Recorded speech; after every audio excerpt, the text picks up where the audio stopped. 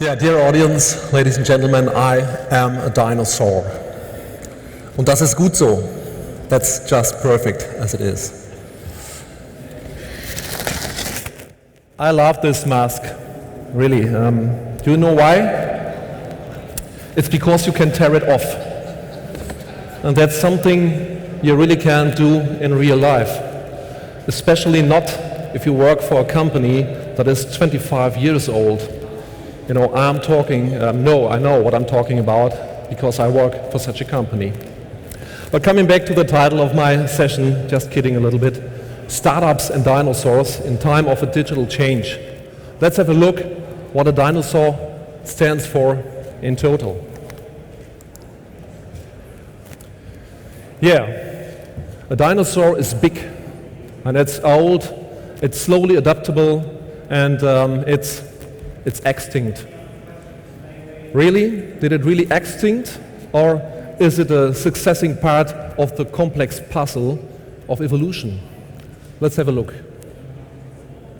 Did dinosaurs just extinct, or did they react? Did they change and evolve?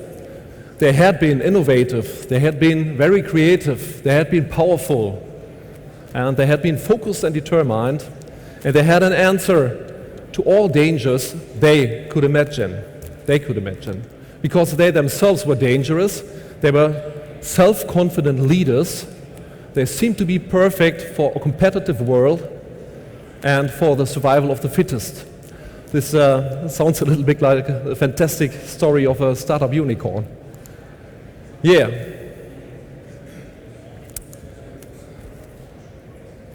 But they are no longer on this planet, at least not in the appearance as we know them.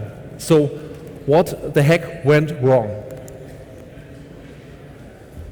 Had they just been victims of the circumstances?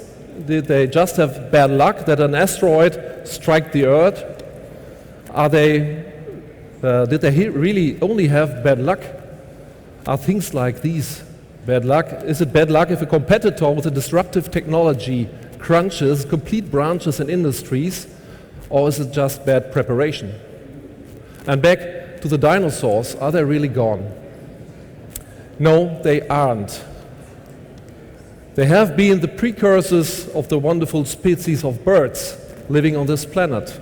So some dinosaurs, only some, have ever since been masters of evolution. Even if they didn't disrupt, they have been well prepared for disruption.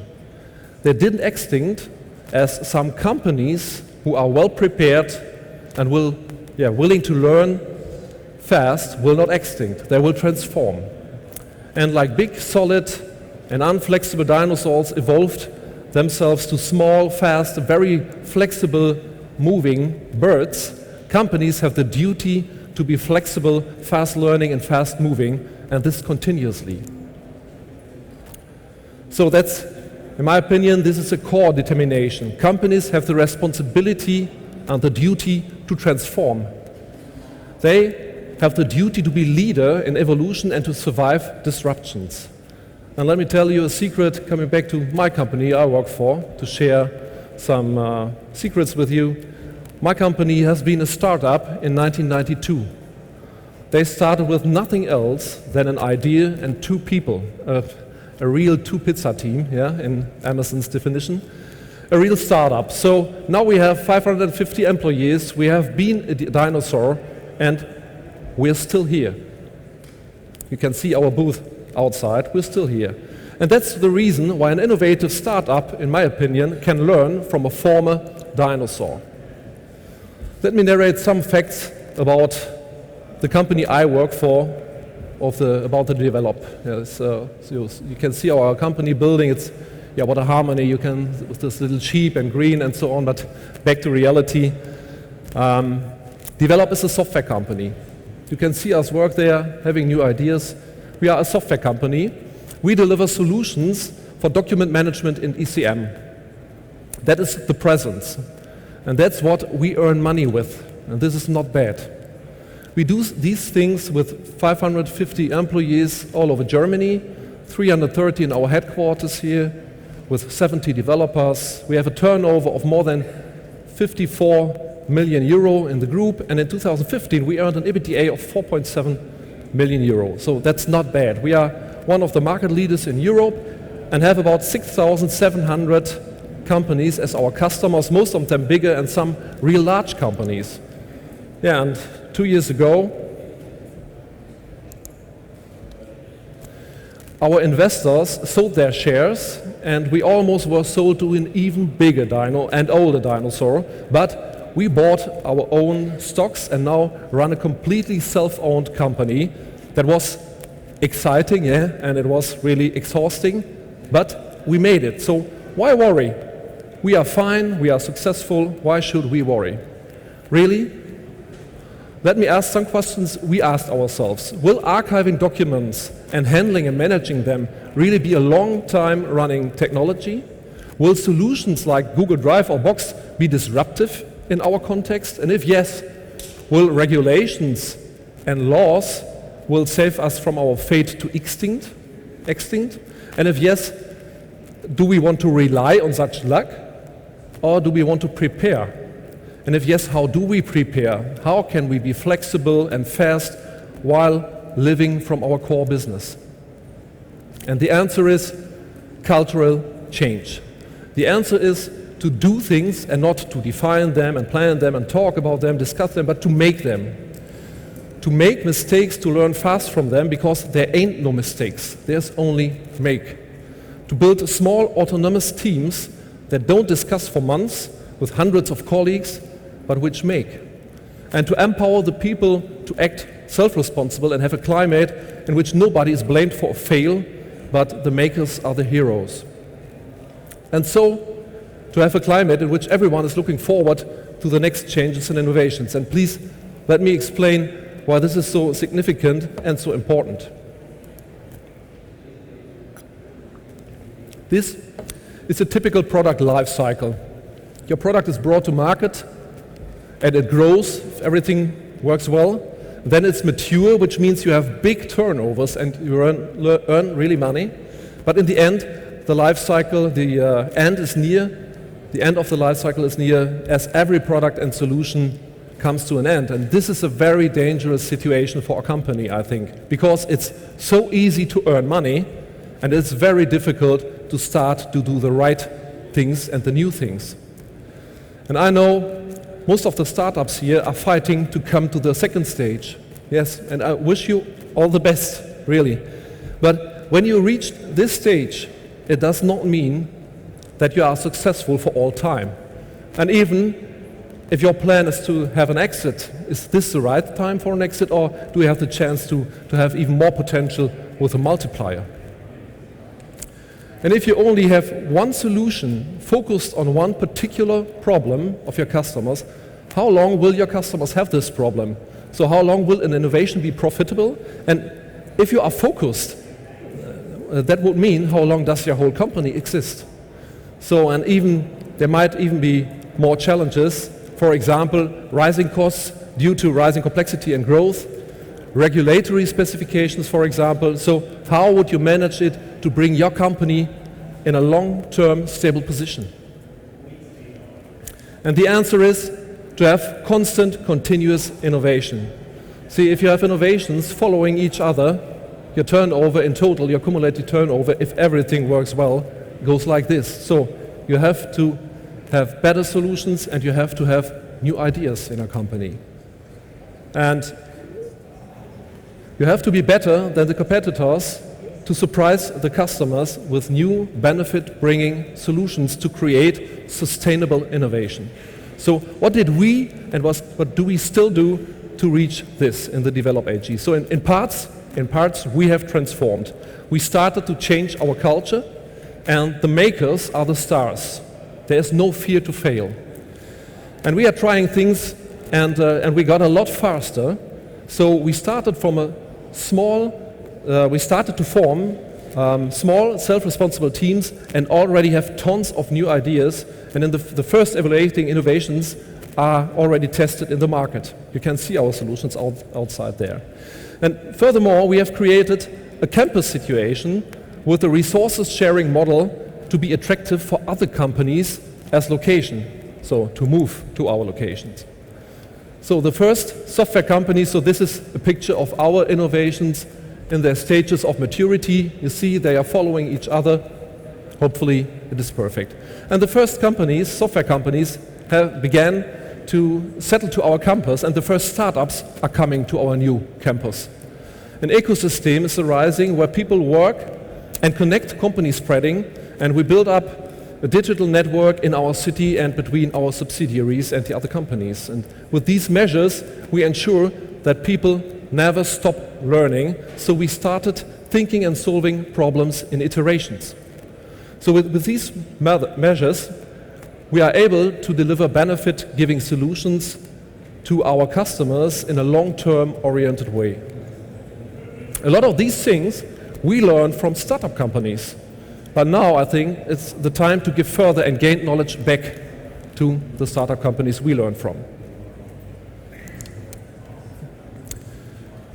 So if you can manage your company acting like this with an open culture, with self-responsible teams, producing many new ideas, staying agile and flexible, congratulations on that. That's perfect.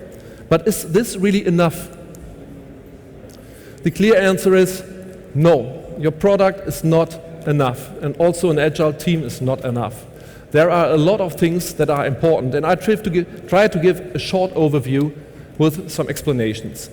There are more things worth to be paid attention because they will have an impact on the long-term stable quality of your success. We found out that nothing really works if it does not match your values. So do the right things that match your values, and these things are not necessarily the same your CEO wants to hear or your marketing wants to transport. Find out what the values of your company are and be sure that everybody in the company pays in for that values. And in my opinion, even a little bit more important, find out who does not. Yeah. Another key word is profitability. I know you don't want to hear this, but business management, controlling, and finance matters. Don't fool yourselves. It is better to know a stage of liquidity constraints before it comes. And it's so much easier and cheaper to get money in good times, and investors are banks are not the biggest fans of surprises. So be sure you know the shallows in the water. Yeah, and you will have a vision mission. I'm sure about that. But do you also have the dependent strategies? And do you have the strategies following clear, understandable, and measurable aims? So please define them to reach them. Define KPIs and milestones. Pit yourselves. Check the aims and iterations, okay, but don't fool yourselves if you don't reach them. Don't forget the uncool strategies or milestones. I will give you an example. We had the pleasure to meet a really successful startup company which forgot regulatory requirements. So we are very glad that we could help them, but life is extremely more relaxing if you know the requirements before and you have a strategy for this. I'm sure most of you understood the next thing before starting in the business, but in case not, don't just sell a product. This is really important. This selling a product is push mentality from the 70s of the last millennium. Concentrate on people's, not on customers, on people's needs, bring benefits to them, become a partner of your clients, and that's what many companies forget. Nobody said do that alone. It is useful to have partners who concentrate on different aspects, who enlarge your portfolio and bring knowledge to your company. The better the network, the better the business. So, and no matter how cool and upscaling and digital your service is, the personal dialogue is not replaceable. If you come to a dialogue, your partner or customer shares ideas with you, and partnership is the suing for long-term business. So stay agile and innovative with a wide view. Following this, you will concentrate on the big things, on the heavy liftings. And this is much easier than you think if you have partners. So talk to other companies, and this means do not only talk to other startups. We made that, we learned that. Do not talk only to startups and investors.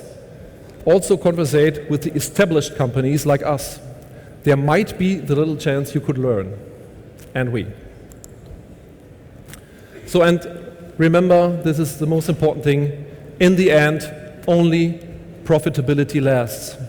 So, I wish you an exciting conference and many good discussions and networking conversations. And now, please, evolve. Thank you.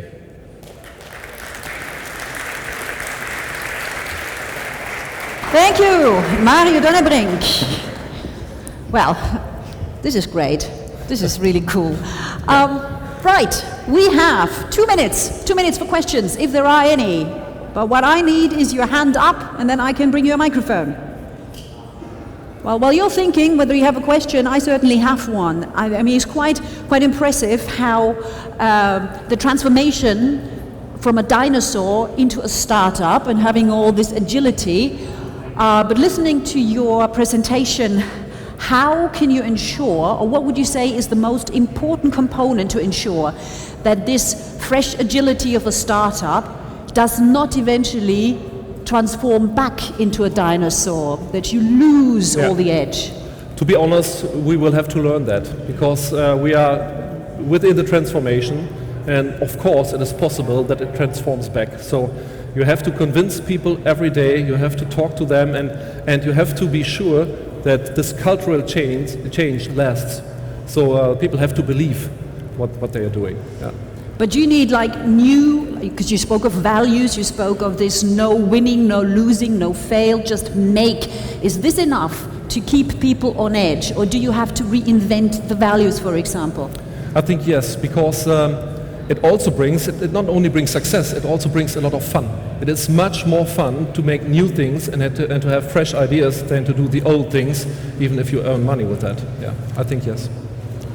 This is what I wanted to know. Anything that you want to know?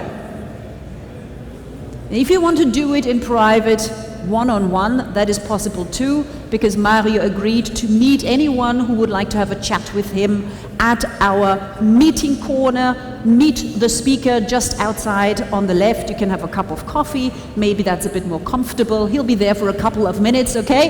Mario Dönnebrink, thank you so much. Thank you.